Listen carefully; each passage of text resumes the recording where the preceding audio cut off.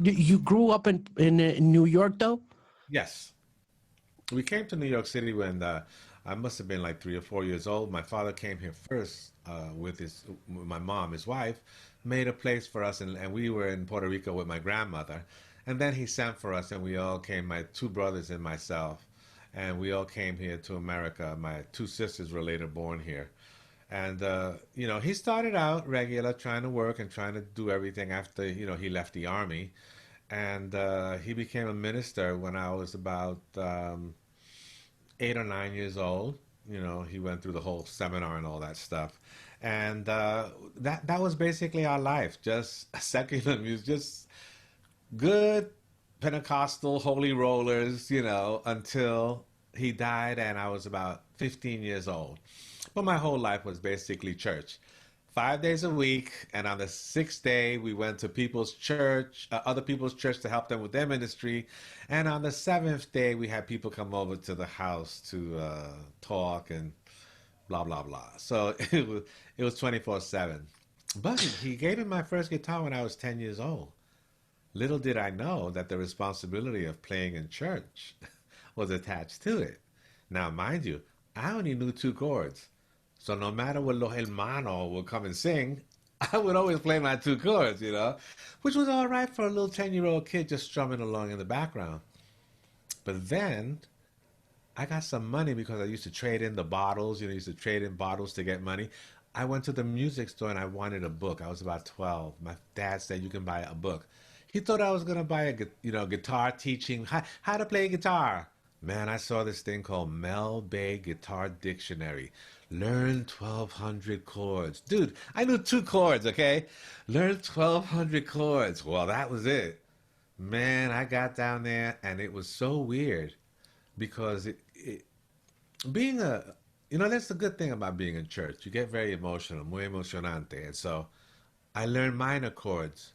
Oh, I was so sad playing those minor chords. I learned seventh chords. Man, I was happy as every chord had a certain feeling, and that's what really, kicked it, that I wanted to play this instrument for the rest of my life.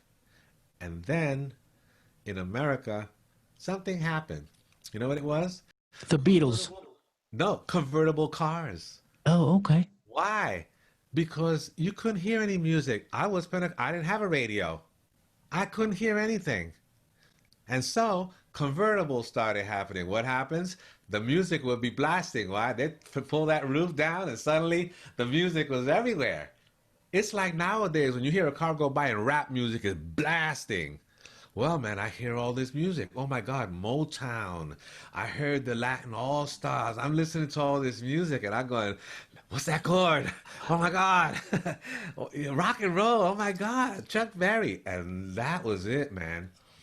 Next thing I know, I'm in church. Oye, Carlito, esa música no es del... Oye, Carlito, esa música... Man, I got put in punishment. Of course. Esa música del mundo, esa música diabólica. I was like, I dedicate my music to the Lord, okay? Could you let me do my music? No. Slowly rock and roll started coming into that. Los escuelas estaban moviendo ese fundillo así. I mean, they gave me so much stuff. After a while, I was 14, 15 years old, and I had a little band in church. Man, we were kicking it. I'm telling you, we were rocking that place. And then I got put on discipline. And then I opened my big mouth. Well, the people are only coming here because of the music. And if it wasn't for this, oh my goodness, did I get in trouble for that? I got put in discipline so long that the next year my father passed away. And at that point, he had given me my blessing. And it came like this, if you want a funny story. I told my mama that I was going to the neighborhood church to help them with their music. Little did she know, I had found my first rock band and I was trying to learn how to play Satisfaction by the Rolling Stones. No, mami, yo estoy haciendo la música para no, esto y lo otro. Anyway, I found out that you were lying to me. I hear when I walk in the door, go to your father's room, he wants to talk to you. Pero Carlito, ¿qué es esto? Carlos, what's going on? You're lying to your mother? What is that? Dad, look, I'm playing, I hear these sounds, I hear these chords, and you know that book, and I hear these chords, but I play them in church and they put me in discipline. And I tell them that I dedicate it to the Lord, but I get in trouble. And it's not right, and blah, blah, blah. And my father, as being a Pentecostal minister, always said, Carlito, if you can't explain it, you can't defend it. Because he was a minister, but he read all the Bibles, and he let the Muhammad Speaks people walk in, and he would talk to the Jewish rabbis, and he would talk philosophies, and so he defended his faith. Well, let me tell you, I was defending my rock and roll, and I was trying to tell him, look, and you know what? He called my mother and Carmen, ven acá. You're not to get in the way of Carlito's music. The Lord will show him the way. Oh, that's amazing. That's beautiful. After that, my mother never said anything about me playing with bands. I was never questioned about anything I was doing with the music. I was given carte blanche. And when he died, that's when I finally decided I'm going to be a musician. And that's when my life really started. Okay, so your life starts at 15, and it must have been hard to see your father pass, right? I mean, it must have been a painful experience at such a young age, isn't it? It was brutal, but we knew that it was coming. He was, he had cancer. And so, you get sent home to die. And what happens is you don't die. And you just keep living, and you live with it. And so what we find is you can be prepared for just about anything as long as you understand that life does go on. Where were you before? I don't know. I just got here. I was just born. And where do you go when you die? I don't know. I'm just not here. I went back to where I came from. Where's that? I don't know. Life and death is not that difficult to understand. The inevitability of dying is one that you just have to cross over. And that's not for the person that's dying. That's for the person that's left behind. The fact that we have someone in our lives and they leaves a big hole in our life. And that hole has to be kind of filled with memories. And those memories should be such good memories that they never leave you. There's always a little room in your heart for the people that you love. And so, yes, it hurts, but it's just another passing. It's something that they have to pass over and we have to pass over. And sometimes someone has to die in order for someone to live. It's just a reckoning. It has nothing to do with intention or any type of emotional thing. But look, when your parents leave you or they abandon you or your parents get divorced, is that any different than dying? There's a little part of you that dies every time you have a catastrophe. So yes, it hurt a lot. But you know what? In a way, I had God and I had my music. That's great. That's great. Let's talk about the beginnings in music. So you're 15 years old. Tell me about that very first experience with rock and roll with the band. I was speaking to Bruce Springsteen the other day, like 15 days ago. It was like such a surreal experience to meet with the boss himself via Zoom as well.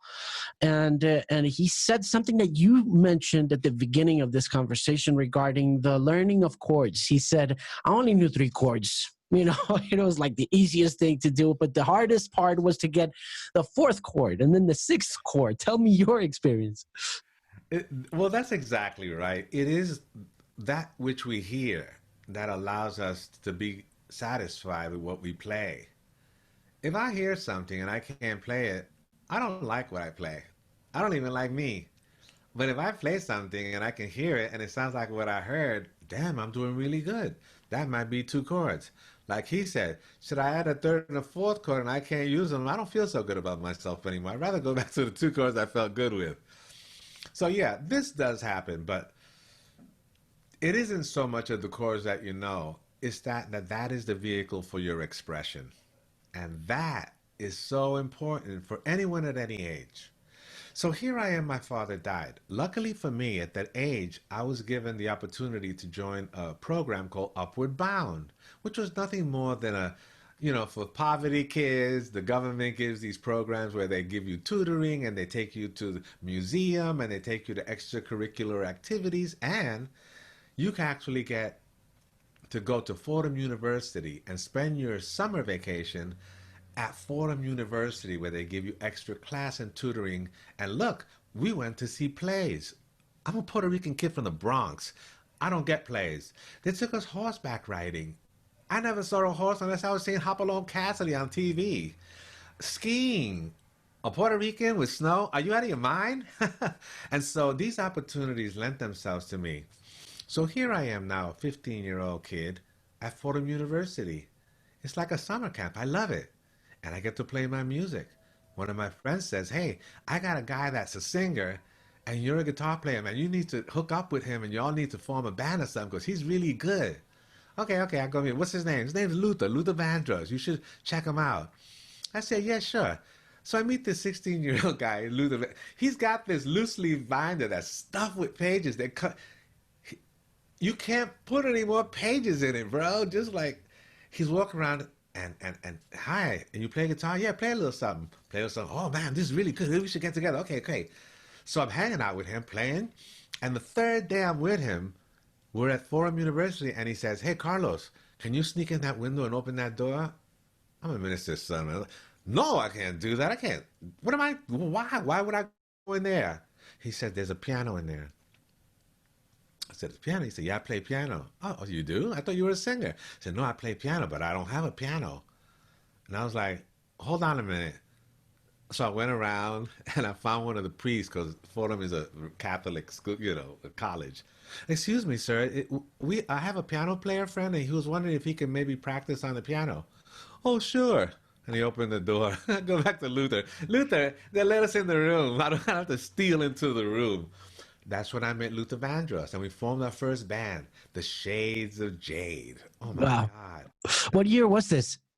This is 1960, 65, 64, somewhere around there.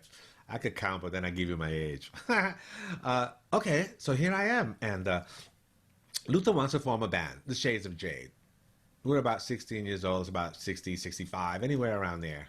Next thing I know, he says, we need to get you some green jade shoes. I'm like, green, why would I want it? Everybody needs to dress in gray. I said, yeah, my mama ain't buying me green. Let me talk to her. Oh my God, Alejandro. He goes to my mother's house with his broken Spanish. Señora Alomar, we need los zapatos, green, red, verde, and the grupo, Shades of Jade, and muy importante, los zapatos for Carlos, because muy importante. My mother laughed in her hand. I thought she was going to have a baby. It was so funny. You know, that fool got my mother to buy me these green shoes. And so that was my introduction to Luther. Luther says to me, Carlos, I want to, Carlos, let's do the talent contest. So we do the talent contest and we win. The very next year, we get back together at Fordham University. This time, the director says, listen, you guys, you can't do the same thing this year. You're gonna have to, Luther, you sing your songs, and Carlos, you play with the band. We say fine. So I taught the band this song called Soul Finger by the Bar-Kays. Luther played one of his original songs on the piano. Well, come the night of the gig, or the talent show, my band says, we don't want to do it, man. We're scared. We don't want, man, they chickened out on me. I was like, what? I'm ready. So hell with you guys. I'm going to do it by myself. I go out there. I play it all by myself. Yay. I came in second place. Of course, Luther came in first place. Luther came in first. But I came in second. A little while later, Luther says, Carlos, I hear that there are auditions at the Apollo Theater, and I want to go. Come with me. I need some moral support. Apollo Theater? Yeah. Sure, man. I'm ready to go. I just left the house. I didn't go nowhere. I have freedom. Like, when you go to college and you're out of the house. I was still in high school, and I was at Fordham University. Yeah, I'm going to the Apollo. So we go to the Apollo. Luther sings for this group. It seems that the owner of the Apollo Theater said to the booking agent, let's form a group and give these underprivileged children a place where they can learn how to be artists and learn what the Apollo Theater is all about and the culture of the Apollo Theater. It was fortunate enough for Luther to go there. Well, Luther sang, and when he sang and played his songs, just like the talent contest, he's in. The next week, Carlos, come. Yeah, man, I'll be right there. Well, it didn't work out that way for me the second time. I got down there, and the director looked at me and said, boy, what do you do? I play guitar, sir.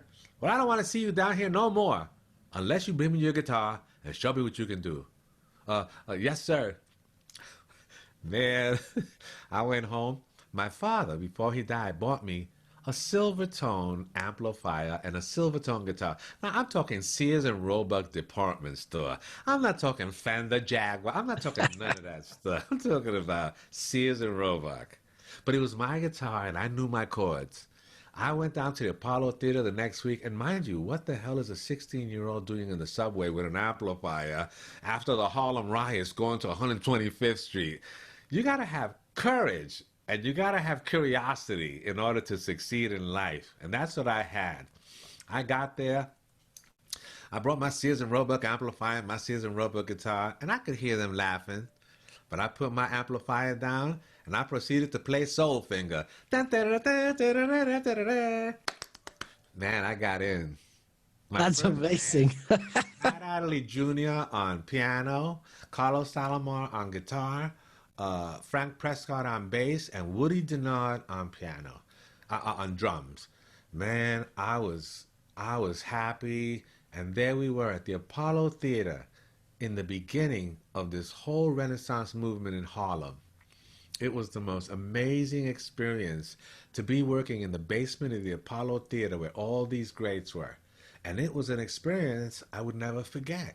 Imagine, we're doing steps. What's my homework? All right, kids, everybody go upstairs to the Apollo Theater and watch the Temptations. Watch the way they maneuver around, watch the way they do their steps. We start doing microphone technique. Okay, go upstairs and watch Nancy Wilson and watch the way she commands that stage. Oh my God, who gets tutoring like that where you can go up to the Apollo Theater and see all the greatest acts that ever came to the Apollo Theater free? That was what I was raised on. So yes, eventually I started playing after-hour joints in Harlem. I was so good that I started playing on the amateur hour when the guitar player wasn't available for the Reuben Phillips Orchestra. Who sat in? This young kid that they used to hide in the basement. Why? Everybody used to have a musician's card. The musicians union would come around, the music local 802 man. Everybody show me a union card. Carlos was hiding in the basement. And when he left, Carlos, come on, let's go. We got to do the show. This is what I was thrown into after my father died. Immediately, right into the Apollo Theater, right into Harlem, and right into playing all my 2,000 chords, because by then, I knew more than 2 chords. How'd you get into rock and roll? Funny enough, Jimi Hendrix exploded, and I didn't know what the hell I was listening to. Number one, I went to a friend's house who had a stereo. Remember, I was a Pentecostal minister's son. You know how I listened to music? I looked in the back of a comic book, and they had this little ad that said, you could buy this radio that if you plug it to something electric, you can get the electricity from that, and you can have an earphone, and you can listen to music. Nobody knew that when I went to bed, I would put the covers over my head, put my little earphone on, and plug my little your little headphone lamppost, and I would be listening to music on Mary the K and all the stuff that was happening. And then Jimi Hendrix came on. Oh my God! When I heard that, it was over, man. I bought Are You Experienced? And that was it. I learned every song on the Are You Experienced album. I bought a fuzz box just like he had, and I was rocking it, man. And then you have to remember we had other bands that were playing, Chambers Brothers, and they were all kind of San Francisco bands. And my wife, Robin Clark, was also working in the music industry. I was married by the time I was 20. And so I met, and by the way, Luther Vandross introduced me to my wife when I was 16, 17 years old at the Apollo Theater. That's when I met my wife, and I married her 3 years later to make sure I secured that woman. She was great. She was doing rock and roll, and I was doing R&B, and then she was doing R&B, and I was doing rock and roll. So we had a big, moment where we just left R&B, and through Jimi Hendrix, we just like boom, and then Santana came out, and it was over. The Chambers Brothers. I was attracted to music that had emotional feeling, but more importantly than anything else, music has to do with the storyteller. And what we find is when we find a storyteller that is able to talk to us and tell us what we want to hear, and the music is slamming too, we're hooked. When I heard Jimi Hendrix singing, first thing I said is, what the hell is he talking about? But it created this imagery in my mind that is very hard to associate with any kind of music, because he's basically putting images in your mind. It's very far away. It takes about a half a day to get there if you travel by dragonfly. I mean, who says stuff like that? And so once I started going into that area, I was very curious. And so that's what led me into rock and roll. And then I kind of straddled one leg in rock and roll and one leg in R&B, and then I just kind of intermatched them depending on what people wanted to hear. How long did the relationship with Luther go on during that time? Did you continue playing songs and performing together once you set a foot on rock and roll? Well, what happened was that our relationship on a friendship level was maintained for all our lives. We were always connected. We never disconnected until he died. In a way, we're the ones that buried him. We were there from the very end to the beginning to the very, very end. But what happened was I joined David Bowie, and then I brought Luther Vandross in to do Young Americans, and it was such a big hit. Everybody thought, oh man, we got ourselves a gig now, rock and roll, we could do this. It didn't work out like that. We later went in and started doing station to station, and David did not call any of them for station to station. But he asked me if I wanted to go on tour. And at that point, Luther Vandross had his first album that was coming out, and I was playing on it. And he wanted me to go on tour with him. I was faced with the most horrible decision of my life. Am I going to go with Luther Vandross, or am I going to go with David Bowie? Now, I had already started working with the Main Ingredient, and we had a hit song called Everybody Plays the Fool. So I left my R&B stuff and hooked up with this group called the Main Ingredient and started touring. And from the Main Ingredient is where I met Bowie. So my R&B days, I'd done that. In a way, I did the Chitlin circuit. I did the bus tours. I knew what was in front of me. And I had this other thing, rock and roll, where I was recording in Switzerland, and I had to go to all these... I'm telling you, man, it was I had to decide, what am I going to do? Rock and roll. What are you, crazy? You're married. You can't go Chitlin circuit. You got to go the other way. And another thing, I had an opportunity to work with the Latin All-Stars. My dream come true, in the middle of all that. And I was like, oh my God, I got to do this. I got myself together. I got the call. I went to do the gig. I was ready to do everything. Man, I think there were more people on stage than were in the audience. I forgot. Lo conjunto. 4 conga players, 3 trumpets, a guy playing guido, 3 singers. Oh my God, I got $50 for the gig. I spent $20 to get my amplifier, Sears and Roebuck amplifier. And so I realized when I got home, my wife was like, oh my God. So yes, I had to make the decision. Am I going to do R&B? Am I going to do Latin music, or am I going to do rock and roll? Which one do you think I chose? I think you went for rock and roll, but that was a tough choice, man. Man, my heart and soul was somewhere else, but the money and my marriage were at stake here. And so I had to answer to a higher power, my wife. Tell me about meeting Bowie. But first, you also went through James Brown's band, right? Was that before Bowie? A lot of bands. Well, while I was at the Apollo Theater, we had occasion that every once in a while they would meet a great guitar player and they would say, "Hey man, we're going on the road. Something happened to their guitar player. He was a big set, big guy, and something I don't know, must have gotten sick. But anyway, I got a call that they wanted me to sit in. I got the gig. So here's a story.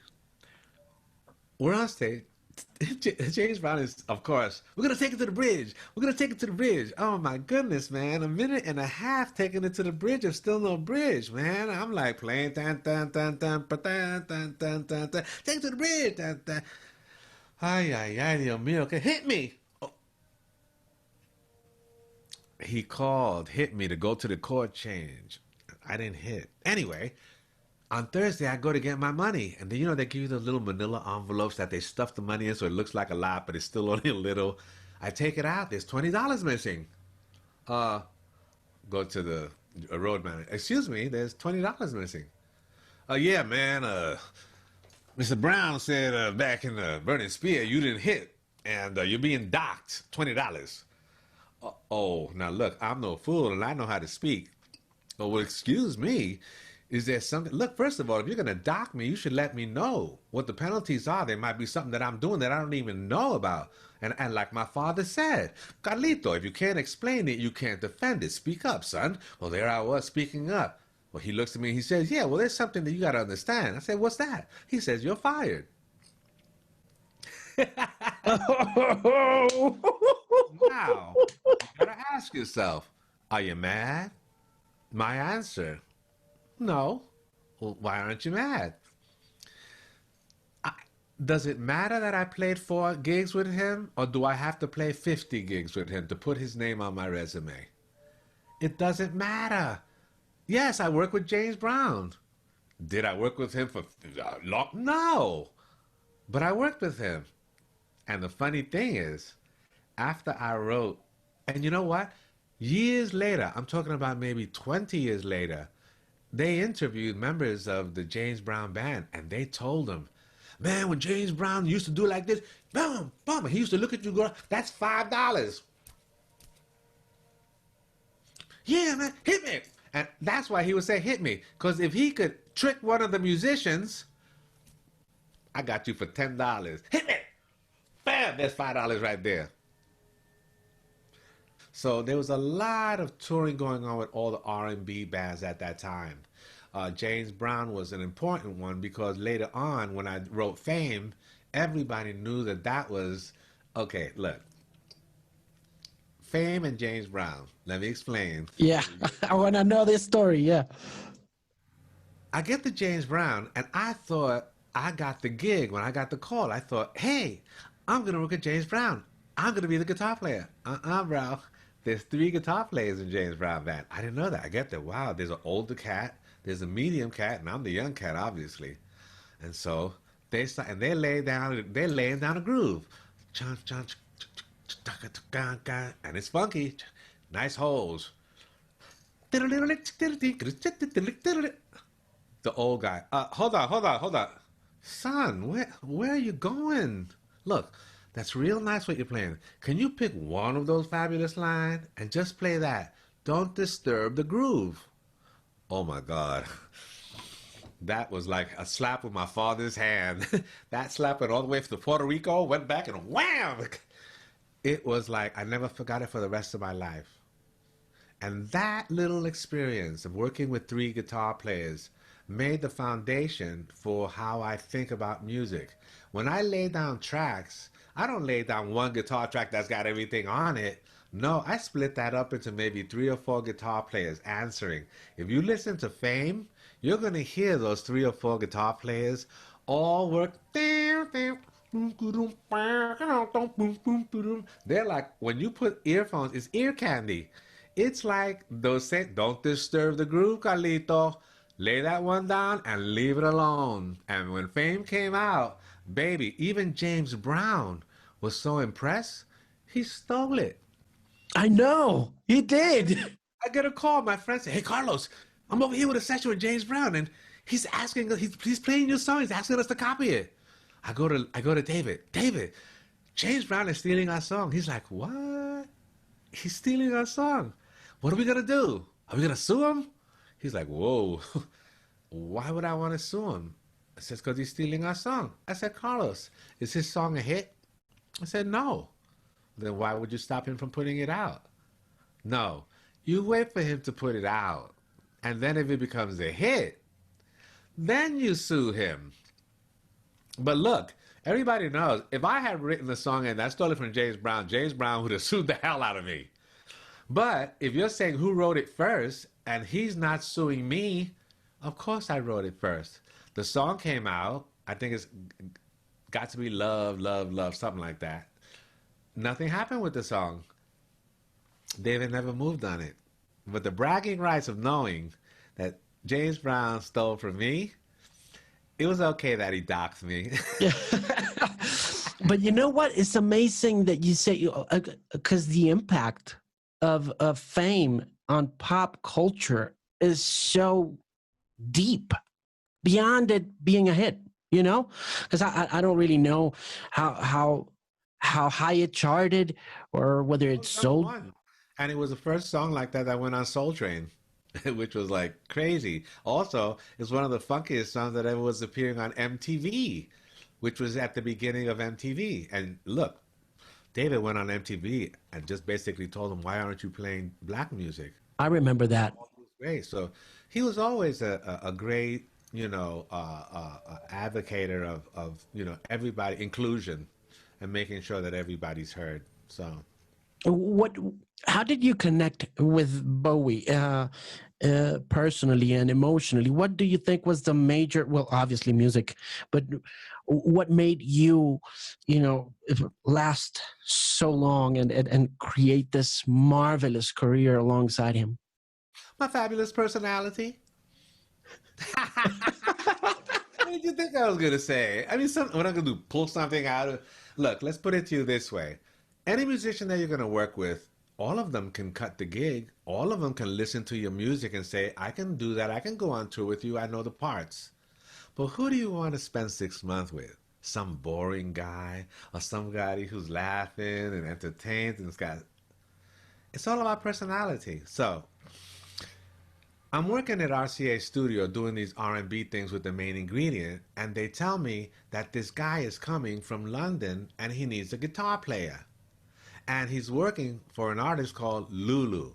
Well, I know Lulu because I saw this movie called To Sir With Love starring Sidney Poitier. Well, I knew Sidney Poitier, and if I could do work with Lulu, I would kind of like be 6 degrees away from Sidney Poitier. But I liked Lulu because she was a wonderful blue-eyed soul singer from London. And so I took the gig. Well, it was the rhythm section. There was no Lulu. We were just putting down the basic track. But who walks out? This pale skin, orange hair, Nosferatu character called David Bowie. I mean, he was 98 pounds, really, really, really thin, and with orange hair. I'm not talking about orange. I'm talking about a real orange hair. And so it was an oddity, to say the least. Me, I was wearing a gigantic afro. You couldn't even tell I was Puerto Rican. I had my helmet of afro on, wearing dashikis and turtlenecks. It was a hell of a combination. I said to him, "Man, you look like," excuse the language, caca. "Why don't you get off the road, man, and come to my house, have some rice and beans? You need to fatten up a little bit." Don't you know? He took me up on my invitation. Why? We started talking about chitlin circuits. We started talking about R&B in the Apollo Theater. Oh my God, his ears were like, oh, he never had a chance to ask anybody about chitlin circuits. He never knew about the Apollo Theater. He was so curious. So what does he do? He takes me up on my invitation. I'm living in Queens now. I'm married. I moved up. I'm moving on up. I'm not living in the Bronx. I'm now in Queens. Next thing I know, knock, knock. Who is it? David Bowie. Oh man, we had a great meal. Did he get the rice and beans? Did he? The rice and beans and the chicken. We were having it, baby. And it wasn't no mofongo either. It wasn't sancocho either. He loved it. But more than that, we talked about music. We talked, and he saw my pedals, because remember, I had my James Brown. He knew I was funky, but he didn't know I had my fuzz pedals and all my stuff at home, because I was always into electronics and pedals too. So suddenly he sees me, and I'm like, wow. So I started talking him up, and then he says, look, I'm doing this Diamond Dogs. I'm like, okay, it's a gig. I'd like to check it out. And then I meet his people. They wanted to pay me $200 a week. I was already making $800 with the main ingredient. And like I told you, I answer to a higher power. My wife is like, are you crazy? No, I can't do your Diamond Dogs. But let's go to the Latin Quarters and Hunt Point Palace and to the Apollo Theater. Yeah! So now I'm hanging out with Bowie. I took him to the Apollo Theater to see the main ingredient. And who's the headliner? Richard Pryor. On the comedy front? Yeah, he wanted to see that show. Richard Pryor and the opening act, the main ingredient. So I take him backstage to meet Richard Pryor. Hello. He doesn't understand. Richard Pryor is dark. He's not one of those funny ha-ha comedians. Man, Richard Pryor tries to, yeah. Well, look, I got to do a show. Well, get the fuck out of my room. I got to get the... So he fight with a big fuck you, kicks him out of the room. Of course, man, my Latin thing, I'm trying to, I'm really sorry about that. I didn't know. David is like, no. Man, this was awesome. I just got kicked out of the room by Richard Pryor. Talk about you want to know the Harlem experience? David Bowie just got fucked you and kicked out of the room. Get the fuck out of my room by Richard Pryor. Oh my God. He was so happy. I didn't have to apologize. So as you can see, I was slowly meeting David on a personal level. And look, the fact that I turned him down, he calls me back a little while later and he says, look, I'm coming to Philadelphia. I want to get this sound of Philadelphia and I'm booking Sigma Sound, and I've always wanted to work there. And I know they can give me the sound that I want. Great. What does he do? He tries to get TSOP, the Sound of Philadelphia. Now they were just exploding. They tell his representative tell Mr. Bowie, we don't know you. These are black people. They're like, we don't know you, man. We just got here. We're not gonna be your backing band. Blah blah blah. He calls me up, Carlos. They just turned me down. And I said, what's the problem, David? I'm doing R&B sessions all the time at RCA. What's the problem? I can hook this up for you. What do? I get my band members, Amir Kassan. He gets Willie Weeks and Andy Newmark, who are fantastic players. And then my wife, Carlos, you're doing the sessions in Sigma Sound, Philadelphia. We're right here in New York. Can me and Luther come visit you? I told you, me and Luther, childhood friends. He introduced me to my wife. I had to kick him out. Luther, it's my honeymoon. Get out of here. That's how close we were. Can I bring Luther? Sure. We start listening back in the studio. We had already started Young Americans. They start singing in the console, in the room where he's listening. Young Americans, he was a young... Oh, that sounds really good, Robin. Try this. Oh. David Bowie goes, excuse me. Oh, we're really... No. Sing that again. Oh, that's lovely. Oh, please, can you record that? Sure. Well, that was that. Luther Vandross got to do David Bowie's album. Well, was that 1973, 74? Yeah, I met him in 1972, 73. And next thing I know, all the way in 1974, we recorded Young Americans, and it was released in 1975. Right. So I went back. Before I joined David Bowie, we connected on another level. I didn't need David Bowie. David Bowie needed me. And so we find this lovely situation where in order to get into this whole R&B scene, he actually took from the Apollo Theater just what he needed, and he got mainlined right into the whole soulfulness of David Bowie. And that album, I'll tell you, David represented soul music perfectly on Young Americans. It was a wonderful album and a wonderful introduction to me being able to work with him. And then I became his band leader and stayed with him for almost 20 years. It's amazing, and it was such a game changer, that album. You know, it's like you play those songs nowadays on the radio, and they sound like they, like they came out yesterday, man. It's like they're timeless. It was crazy. And you know what? You want to see the stupid. These are stories that you're getting that are just like, do you know what I did when I left and I finished David Bowie and I did that album? I went back to New York City and played at the Belasco Theater, the Rocky Horror Picture Show, with Tim Curry and Meatloaf and the original cast. Now, that's rock and roll. And I know that he came from Ziggy Stardust with all that trans stuff, but you can't get more crazy than the Rocky Horror Picture Show and that. So I was used to rock and roll, and I was used to all that crazy stuff, okay? And then after I finished all that soulfulness of David Bowie and finished doing rock and roll on Broadway, he calls me up and he wants to do station to station. Oh yeah, I'm ready. Bring on rock and roll. I got you rock and roll, okay? So these are things that are working in the background that nobody knows about. Things happen in the background that when you get thrust into this other situation to do station to station, now pure rock and roll, kind of bring all these lovely experiences that you have with you. And that's what happened. It was really amazing and just a strange, the way everything kind of fortuitously or kismet, it just happens. It's just weird. God will show me the way. I mean, my father told me that don't get in the way of his music. God will just show him the way. I mean, that's the way I've lived my life all the time. I spoke to Nile Rodgers like 4 or 6 months ago. Once he was working with a local artist, with a Colombian artist, Yeah. and I had the opportunity to speak to him, and I was speaking about his influence on rock en español, on rock in Spanish, and he said, "No, you got me wrong, man. That's not me. That's Carlos. That's Carlos." I was like, Yeah, Nile and I go way. You know that when I finished Sesame Street, let me go back a little bit. When we were at the Apollo Theater, you know who came down to see us? Henson. Jim Henson. Jim Henson from Sesame Street. He was working with the workshop trying to create this Sesame Street.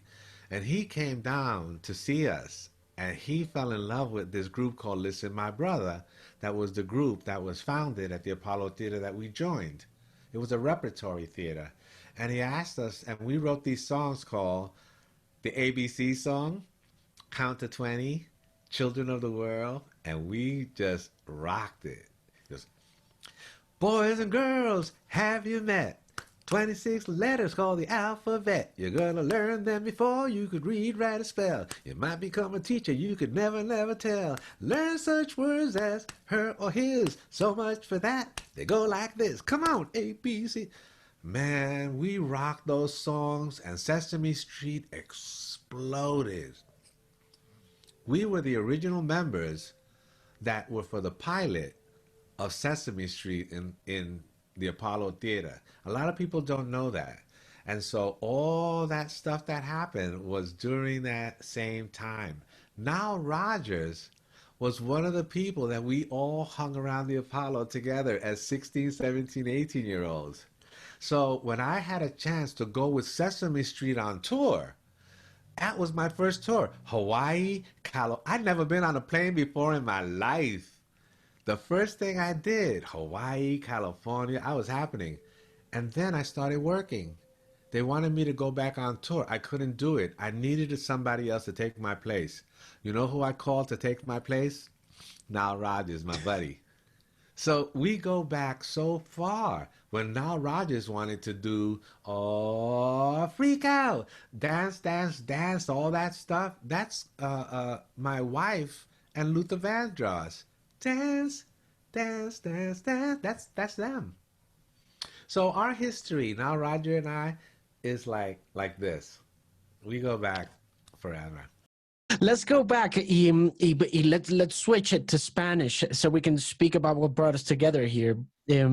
Vamos a hablar de su encuentro con Soda Stereo en la década de los 80. You've been with David Bowie for over 15 years now. It's 1986, 1987. ¿Cuándo pasa el encuentro con Soda Stereo? Ok, lo voy a tratar de decir en español para estar seguro que la gente que entiende, entienden y lo entienden bien. La situación era que cuando yo estaba en gira con David Bowie, cada cosa que yo oía en el radio era americana, música americana, Genesis, Toto, pretend, americana. Y yo siempre pensando, seguramente hay gente aquí que tocan rock, pero ¿qué encontré? Están tocando rock, pero la música americana, cantando en idioma que no entiende y terrible. Las producciones more basement, no tienen la calidad de producción necesaria. So yo decidí, yo tengo que hacer algo para la comunidad latina y lo que yo debo de hacer es coger todo lo que yo entiendo y hacer producciones para el mercado latino. Y en eso regresé y traté de encontrar qué puedo hacer. Había un lugar, Rudy's Music Store en Nueva York, a donde como Sam Ash y Sam Good y todos esos lugares que hacen instrumentos y venden instrumentos, ese lugar era de Rudy y era latino. Y soy yo inmediatamente, con todo el negocio mío, y se lo di a él. En eso me dijo, mira, si tú estás tratando de hacer esto a este chico que yo estoy hablando, y él es parte de este grupo, es Soda Stereo. Sí, que sí, sí. Cerati. Ok. Déjame ver si tengo tiempo. Y como en 2 semanas, dijo, mira, Gustavo está aquí. Y yo hice para que tú puedas hablar con él. So, hizo una cita y nos juntamos. Disculpe, pero qué simpático. Inteligente. Y con un orgullo de su grupo que me dio una gran impresión. ¿Por qué? Lo encontré que tiene una protección para asegurar el futuro y la dinámica de Soda Stereo. Yo hablando con él, ¿y qué quieres hacer? Pero quiero hacer esto, y en cuestión de letra, ¿qué quieres? No quiero hablar de estas cosas. Tiene algo que quiere hacer, pero más importante, hablando conmigo, el grupo tiene que desarrollar en una manera efectivamente que pueda indicar hay algo que está sucediendo ahora que estamos en América, siendo que algo va a suceder, tiene que ser algo importante. Pues yo le dije, pues si tú quieres hacer eso, no lo puedes hacer a donde tú estás, tú tienes que venir aquí. Y en esa manera yo puedo asegurarte que la calidad de la producción va a ser suficiente para que tú puedas tener la misma oportunidad de todos los rockeros que tenemos aquí, que también yo quiero ese sonido en Argentina. So, la primera cosa que decidí es, ustedes tienen que venir aquí. Yo no soy uno para rentar una sala de grabar que cuesta tanto dinero para que ustedes traten de practicar algo. No, nosotros vamos a ir a una sala de practicar y en ese rehearsal studio nosotros podemos y lo compramos y lo rentamos entero, por un mes entero. Y no costó nada, una miseria. Y en eso, mira, Charlie, ese jovencito durmiendo, ese sí que necesito mucho sueño porque tocando, se agota y en el piso durmiendo. Z tocando y eso era sesiones brutal. Pero esas sesiones eran porque necesitaba Cerati o Gustavo necesita momentos para clarificar lo que quiere decir. Ese hombre es a poet, un poeta. Y en eso, una de las gran impresiones que yo tuve es que mucho sufrió por, tiene que decir todo exactamente bien, siendo la representación de tanta gente y tantas cosas que ahora que tiene la oportunidad de tener este vehículo de rock and roll como lo debe ser, tiene que ser perfecto. So, nosotros supimos del comienzo que esto tenía que ser algo de gran importancia, no solamente del sonido de la producción, pero de la letra y qué iba a decir en eso. Y por eso yo orgullosamente pensé, este es el grupo que yo le tengo que meter mano y echarle todo lo que yo pueda hacer. Y en realidad, para mí no era una cuestión de dinero o cualquier cosa. Yo me dediqué a cualquier cosa necesaria para hacer lo necesario para que tenían un buen éxito. La pregunta que yo le tenía que decir es, yo trabajo como un productor para la canción, no para la banda. Lo que es necesario para la canción. Yo oigo trompeta y horns y una sección de horns y yo necesito eso para eso. Y Gustavo, ok, vamos a hacerlo. Conseguirlo, hice los arreglos con los chicos y ese sonido de esa ta ta era brutal, hermano. El sonido era perfecto y también los sonidos electrónicos que les metí eran en un estéreo tremendo. Y le tenía que decir a Charlie, yo no quiero que ustedes crean que tienen que tocar mucho. Yo quiero tum, fa, tum, fa, pero el sonido va a ser como Power Station. Enorme. El sonido tiene que ser para que sea como Genesis y Phil Collins y todo eso, ¿sabe? Y eso fue lo que sucedió. Mire, rap en 1988 para el mercado latino. ¿Tú estás loco? Sí. Because I'm on the edge and I just don't care. You find me here, you find me Eso era there. Z, eso era Z. Hey, Carlos, man, tú debes hacer un rap en esta canción. Ah, mira, chico, yo no sé, déjate de esa monería. Yo no sé ningún rap, yo no sé ningún... No, no, no, chico, tú lo puedes hacer. No, Carlos. No, man, you crazy? You could do it, man, you could do it.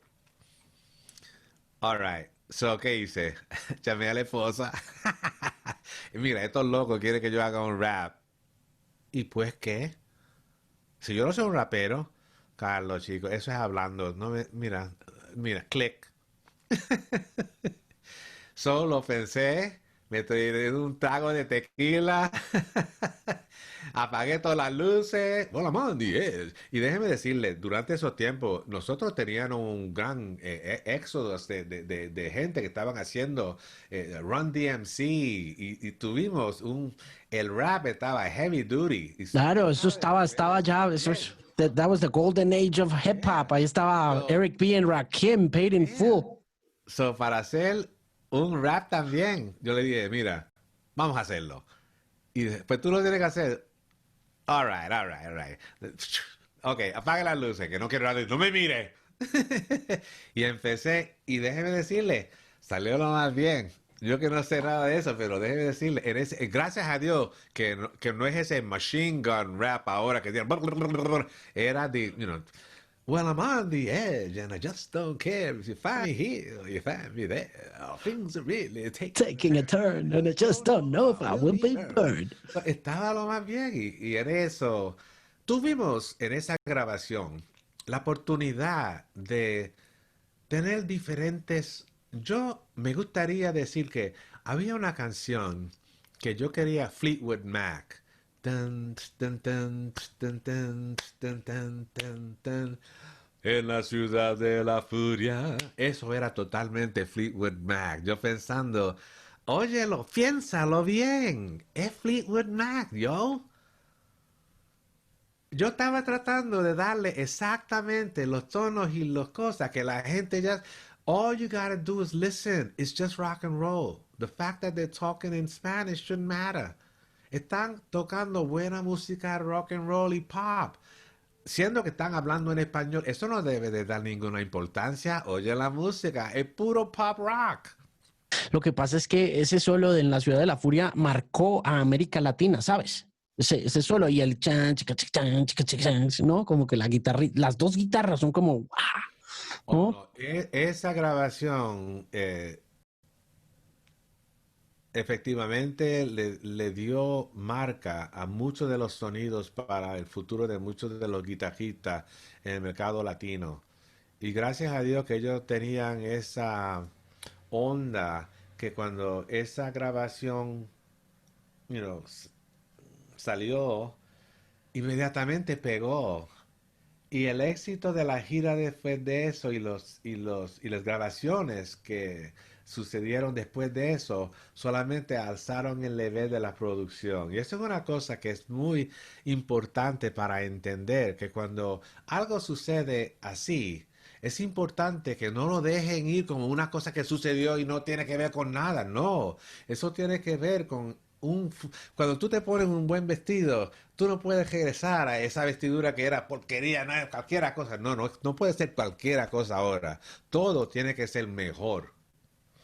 Y en eso, nosotros elevamos a Soda Stereo y Soda Stereo elevó otra banda y después con eso otra banda elevaron a Soda Stereo, etcétera, etcétera. Y así es como debe de ser.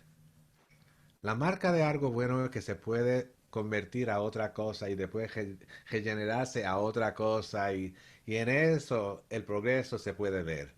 Y yo creo que eso es lo que sucedió con Soda Stereo. Ellos hicieron una cosa y, how you say, they built on it. You know? Construyeron sobre ella. Exacto, una fundación así y no pudieron ser mejores y eso inmediatamente, el éxito de ellos se puede ver muy fácilmente. Carlos, ¿usted cree que existe posibilidad de que Soda Stereo entre al Rock and Roll Hall of Fame? Vamos a decir que es necesario.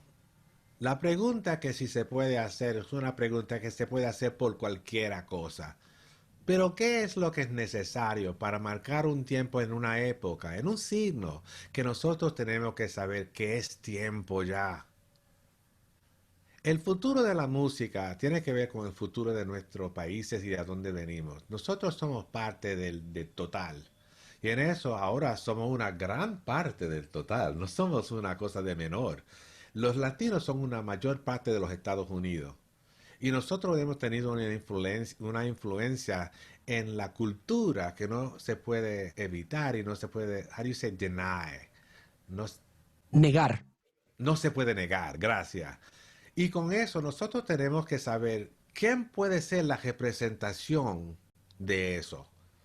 En América, you got The Cure, you got The Clash, muchísimas bandas que son igual en eso.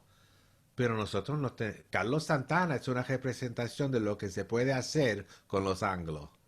Pero Soda Stereo es Soda Stereo en el mercado donde es. Y esa representación ahora se tiene que representar de una manera que indica que nosotros vivimos aquí. ¿Cómo se puede decir así? Cuando Soda Stereo viene a los Estados Unidos, sold out. No hay ningún asiento que tú puedas conseguir. Si tú no consigues ese boleto inmediatamente, no vas a poder ir. Cada vez. No es una indicación que es una cosa que posiblemente puede pasar. No. Eso sucede porque ellos ya han hecho su marca en esta cultura que nosotros tenemos aquí. Nosotros que vivimos aquí sabemos de ese grupo. Nosotros necesitamos una banda que puede representar no solamente rock and roll por la música. Seguramente los anglos van a oír la música. Yo entiendo eso. Y yo debo decirlo, y lo puedo decir, no hay ninguna duda en mi pensamiento que esa música vale la pena. Pero eso no es lo que nosotros debemos de pensar en por qué lo queremos incluir. Es la letra, hermano. Es la letra. Los Bob Dylans of the world. Es la letra. Los McCartney of the world. Es la letra. Sí, sí, hay algunas canciones que son buenos y dan number one hits. Pero your legacy, la historia de todo lo que tú has hecho no es one hit. Es la letra y la representación de lo que tú has hecho que marca una época en la cultura. Soda Stereo es esa banda. Cuando yo traté de decidir cuál banda yo iba a trabajar, seguramente yo soy músico, yo puedo lograr que tú toques exactamente lo que yo quiero que tú toques y va a ser un gran bla bla bla. Pero yo no te puedo decir lo que decir en tu letra. Si tú quieres hablar de, ay, me mueve el fundillo y aquí estoy, oye, chica, te quiero hablar, hazlo. Pero eso no era lo que Soda Stereo estaba hablando, ¿entiendes? Y cada vez que tú oyes una grabación que Gustavo escribe, ese poema se tiene que oír solo. Tú puedes oír la música Y si te gusta esa música, eso es una buena cosa. Pero cuando tú escribes una letra, tú estás abriendo el corazón a entender lo que nosotros sufrimos y lo que nosotros queremos y lo que nosotros entendemos y lo que nosotros vemos de nuestra ventana cada día. Esa representación tiene que tener un valor. Nosotros lo tenemos que decir de una manera. En inglés, tú interpret this for me, dame una interpretación. The value of your worth. El valor de tu precio es complicado, ¿no? Es complicado. Mira, mi mamá cree que el valor mío, 1,000,000 pesos. Pero cuando yo me vendí en la esquina los otros días, el valor era como, ¿qué? 15 pesos posiblemente. El valor que yo tengo para este grupo, nosotros le tenemos que poner un precio enorme en eso. Porque mira, para nosotros, mira, esto no indica nada, pero eso fue dado del maestro mío y para mí tiene un valor, no tiene dinero que yo le puedo poner. Eso es como yo me siento de Soda Stereo. No hay ningún dinero o plata o nada que tú le puedes dar para darle el valor. Pero the Rock and Roll Hall of Fame, eso es una cosa diferente. El valor y el worth, vale la pena darle el valor necesario para que nosotros nosotros tenemos que entender el valor que nosotros le damos a Soda Stereo, el valor que nos damos a nosotros. El propio valor es el mismo valor. If we want to know how much we're worth, put us in the Hall of Fame and we'll show you how much we're worth. Because we value Soda Stereo like this. Why don't you show us how much it's worth to you too? Include them in the Rock and Roll Hall of Fame and show us the value of their worth. Beautiful, amazing words, and an honor to have spoken to you for this small period of time in these weird and troubled times. I can't begin to say or express how honored and privileged I am in my lifetime to share virtual space with you and to hear you tell these amazing stories. Muchísimas gracias, maestro Carlos Alomar. No se imagina lo orgulloso que estoy de haber tenido la oportunidad de conversar con usted a propósito de este noble gesto de Miguel Gálvez, que es un sodero absoluto y que espero que cumpla el sueño de muchos fans de Soda Stereo, que es incluirlos en el Rock and Roll Hall of Fame. De parte de todos nosotros en Colombia, que lo hemos admirado, que lo hemos amado a través de la música de Bowie durante tanto tiempo, muchísimas, muchísimas gracias por tomarse el tiempo para conversar conmigo en esta jornada de hoy. Ha sido un gran placer y gracias tanto por darme la voz a los hermanos míos y las hermanas mías en los países que yo tengo un gran amor por todos de nosotros.